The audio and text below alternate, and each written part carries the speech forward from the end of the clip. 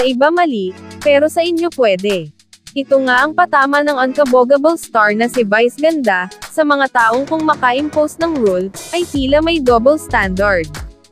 Nag-ugat ito sa kwento ng isang contestant sa tawag ng tanghalan sa It's Showtime, kung saan hindi raw siya pinapayagang magpaligaw ng kanyang mga kuya hanggat hindi nag-225, pero hindi naman ganoon ang ginawa ng mga taong nagsasabi sa kanya nito.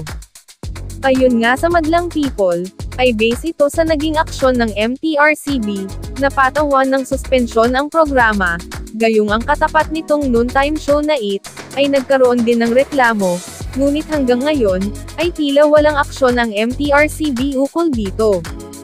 Ayon naman sa iba, ay unconstitutional ang pagsuspindi sa It's Showtime. Ang pagsuspindi sa It's Showtime ay unconstitutional, homophobic and biased. Unanimous ang desisyon ng ahensya para isuspindi ang Kapamilya Noontime Show dahil sa isang insidente noong July 25 episode, kung saan kumain sina Ayon at Vice Ganda ng icing ng cake. Ito raw ay isang indecent manner. Suspending Showtime for the July 25 show, because of Vice Ganda and Ayon Perez kulitan, by licking cake frosting with fingers is indecency, and obscenity are prohibited. But the Constitution errs on the side of freedom of speech and expression, which means the MTRCB should err on the side of caution, in interpreting such kulitan, as innocent lambingan instead of as indecent harutan.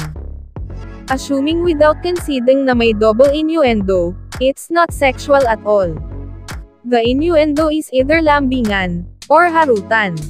It's just love and kulitan between a gay couple.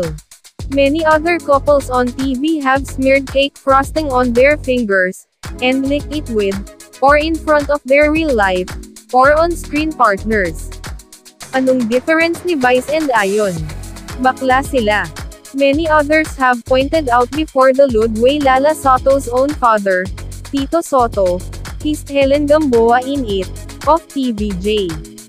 At ngayon umano ay bakit kailangan niyang ipagtanggol ang magulang niya? Syempre, yan sasabihin niya, kwento niya yan, at magulang niya yan.